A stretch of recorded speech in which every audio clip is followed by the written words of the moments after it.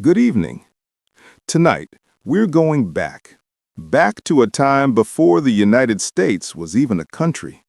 A time when 13 struggling colonies were standing up to one of the mightiest empires in the world.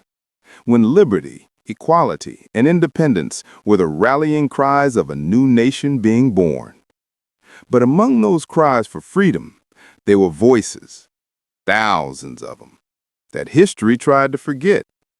Men who fought bravely for a liberty that did not yet belong to them. This is the untold journey of the African American soldiers in the Revolutionary War. How could men enslaved or denied their rights still? Long before the Revolution began, America's soil was already divided, not by borders, but by the chains of slavery. By the mid-1700s, hundreds of thousands of African men, women, and children had been brought to the colonies against their will. They worked the plantations of Virginia and the Carolinas, the shipyards of Boston, and the docks of New York. Freedom was a dream most couldn't even whisper. Yet, as whispers of rebellion began to spread through the colonies, another dream began to take root. A hope that maybe, just maybe, the revolution could mean freedom for all. Among the first sparks of that revolution was a name many Americans know. When the first shots of the revolution rang out at Lexington and Concord in 1775, the colonies were desperate for men. General George Washington, leading the newly formed Continental Army, faced a moral dilemma. At first, he refused to allow black men, enslaved or free, to serve. But that decision wouldn't last long. Across the ocean, the British saw an opportunity. In November 1775, Lord Dunmore, the royal governor of Virginia, made a bold move. He declared that any enslaved person who escaped from their colonial masters and joined the British forces would earn their freedom. Within weeks, hundreds fled plantations, risking everything to reach Britain. The British move shook the revolutionaries. Washington and the Continental Congress realized they couldn't afford to turn away willing fighters. So, in early 1776, the ban was lifted. Now, free black men, and even some enslaved men offered freedom by their owners, could join the ranks.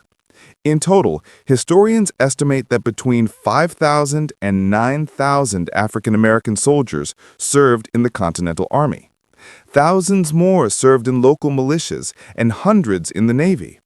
Some fought shoulder to shoulder with white soldiers, others formed segregated units. One of the most famous was the 1st Rhode Island Regiment, often called the Black Regiment.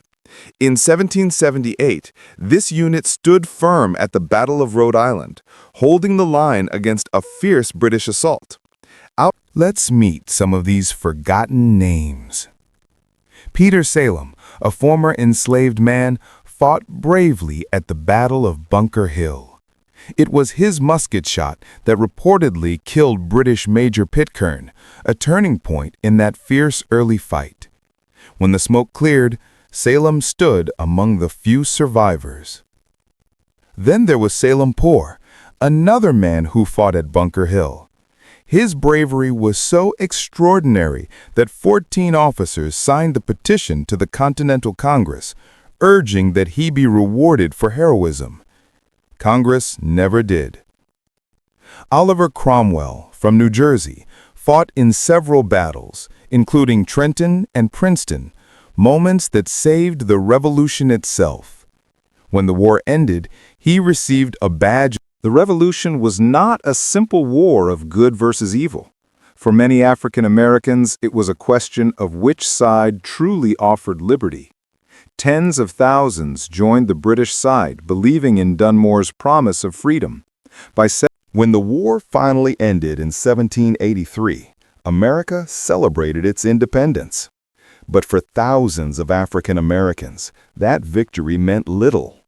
Many who had fought bravely were denied pensions, land, or even recognition. Some were re-enslaved. Others struggled in poverty, while the country they helped create built monuments to other men's names.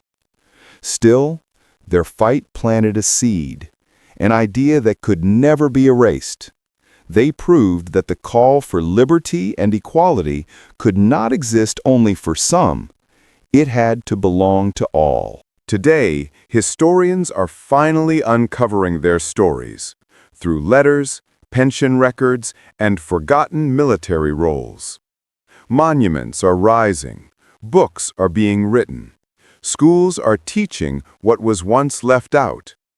But the question remains, why did it take over 2 centuries for these men to be remembered? Freedom, after all. So tonight, as we close this chapter of history, remember the thousands of forgotten heroes who stood shoulder to shoulder with America's founders. Men who believed in a dream that the world said wasn't meant for them, and fought anyway. Good evening once again, my friend. If you believe stories like these deserve to be told, don't just scroll away. Hit subscribe, share this story, and help history finally give these heroes their rightful place. Because the past only stays forgotten if we let it.